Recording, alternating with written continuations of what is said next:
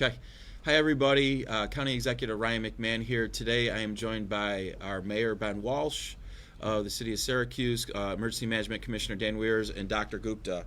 We want to thank you all for tuning in today. We're utilizing this briefing to really update you on certainly any new information that we have available.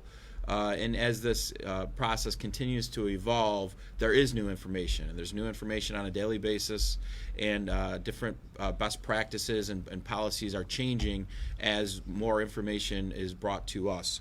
So first off, just to give a generic update, the 21 individuals are still in quarantine organized through the health department. That does not mean that there are not people who are self-quarantining at this point. The people do that on their own, and that is fine. There are no cases of COVID-19 at this point, which is still the position that we've had. Certainly over the last few days, we've seen different decisions being made by leaders regarding social distancing. And I know the mayor is going to talk a little bit more about that from some specific questions he's been getting. But we have a graph actually right here.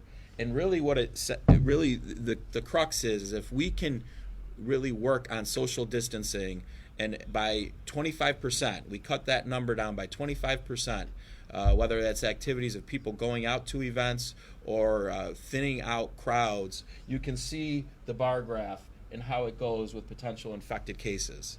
When you do it by 50%, the graph obviously more, and then obviously 75%, the graph stays very flat.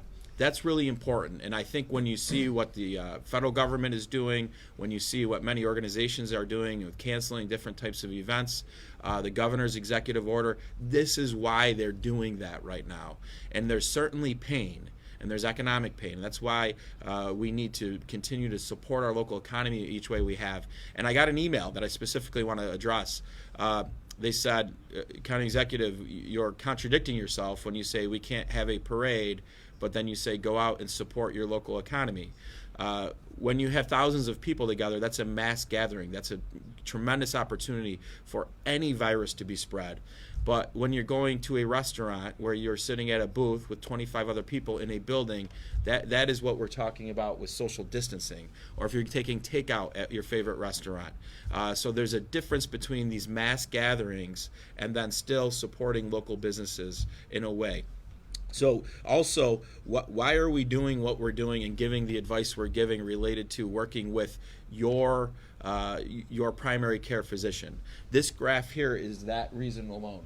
We need to make sure that our medical infrastructure holds up. We have a robust infrastructure, but to do that, we need you to call your primary care provider if you have symptoms.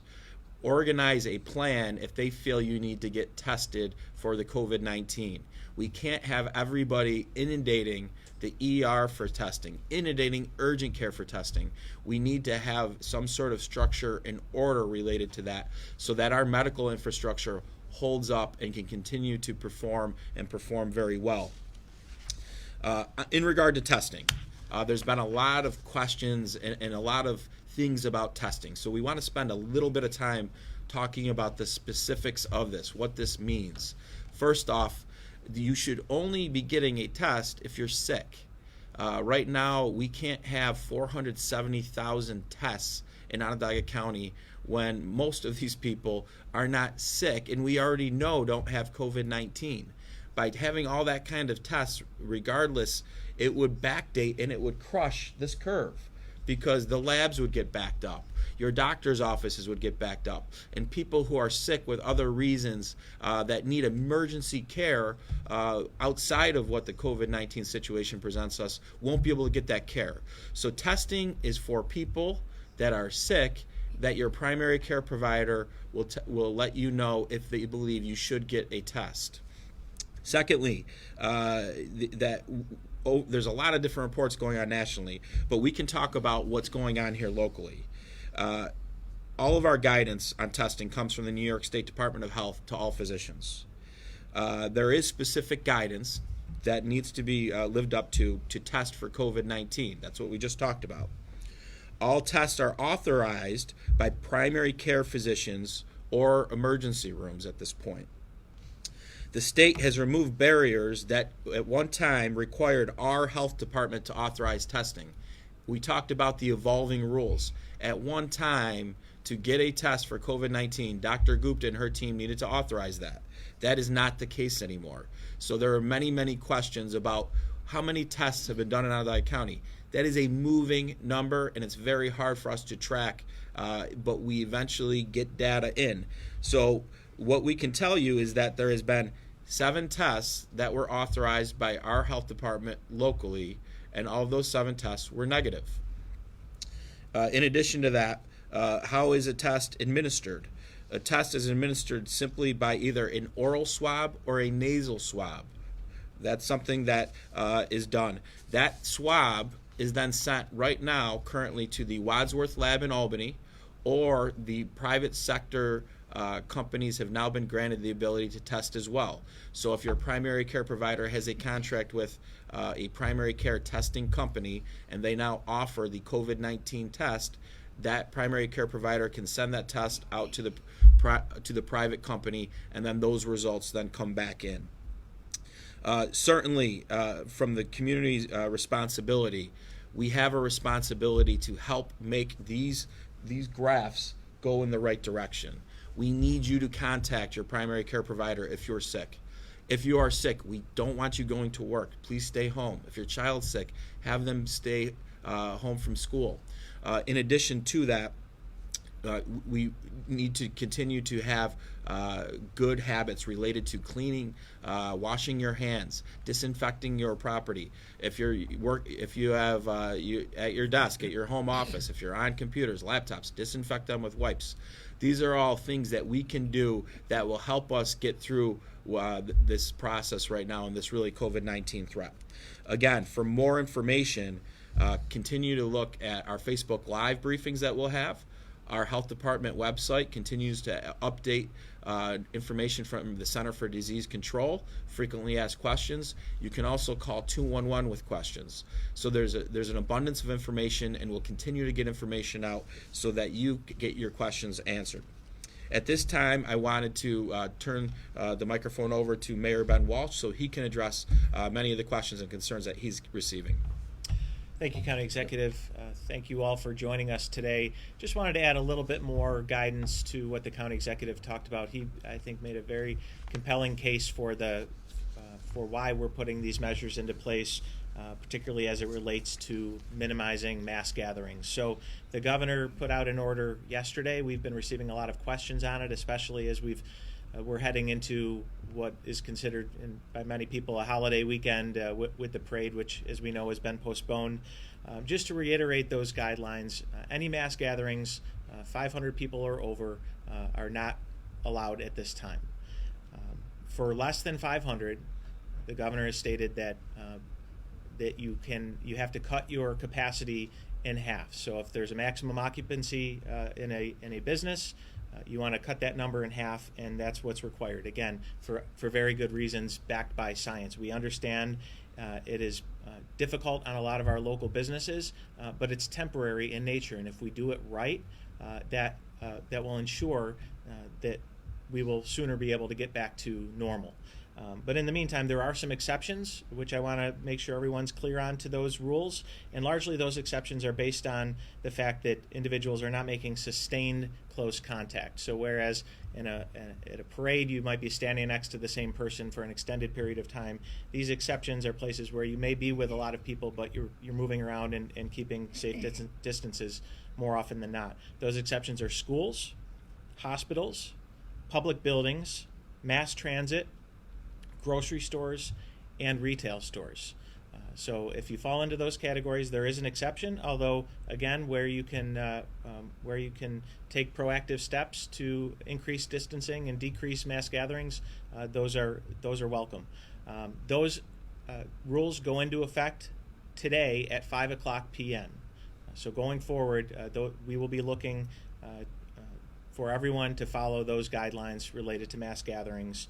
If you have questions, you're welcome to reach out to our office or the county. But again, I want to stress these are temporary measures.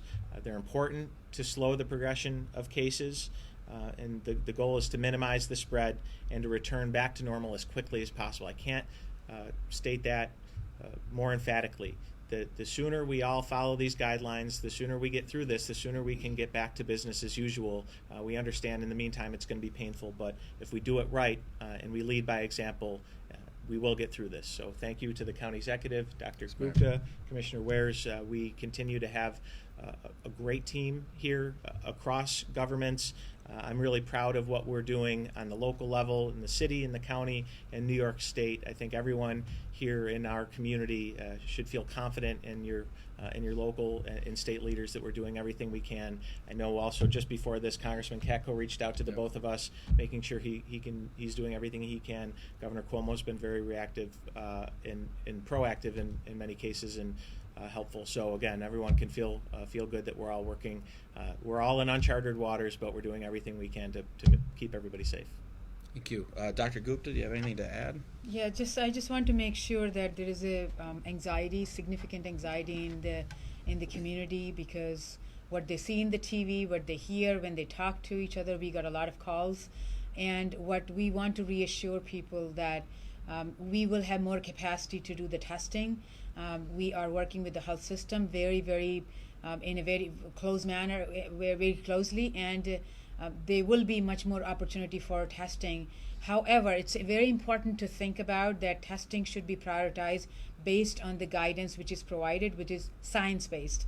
Can they change? Yes, they can change, but that's something we continue to update. At this point, I actually just send a provider alert, which as a commissioner I do send it to. Periodically, I inform them. Anything comes out from the state, I just reminded them they really need to follow the guidelines and get engaged with their patients. So when the patients are calling them, they really can go through the history, ask them, and what we call phone triage, and provide them right recommendation. Their patient needs help, and we are asking them to help their patients, and we are asking also the patient to call their doctors, because there is already trust built between them. So what your doctors will advise will really go further.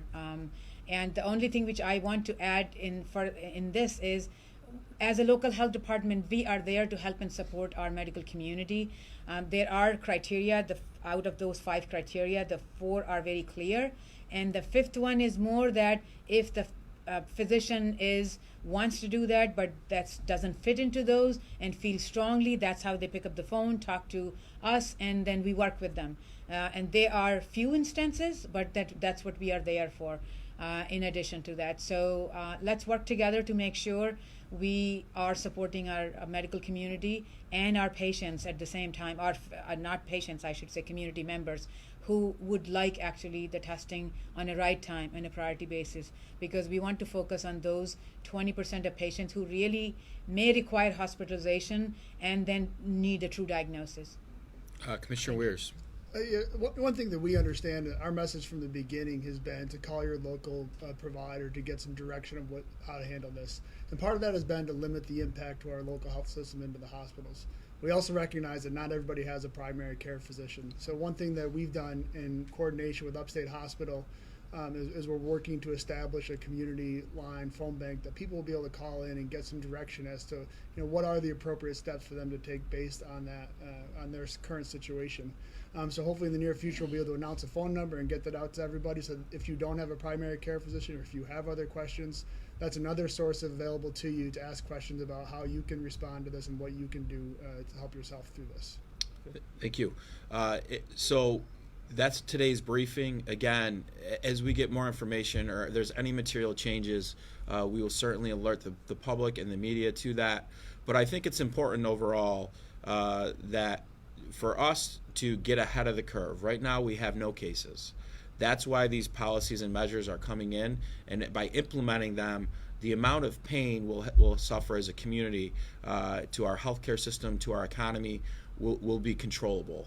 And right now we're all going through pain. And so where we can help each other, let's help each other. Let's be smart. We need your help to take care of yourself, take care of your families. and to be smart with exposing yourself to potential risk. We also need your help to support our local economy where you feel comfortable. But we can get through this. We'll be stronger at the end of this because we're working together in ways we never have before. And at the end of this, we will be much, much stronger as a community. So thank you, and stay tuned for our next update.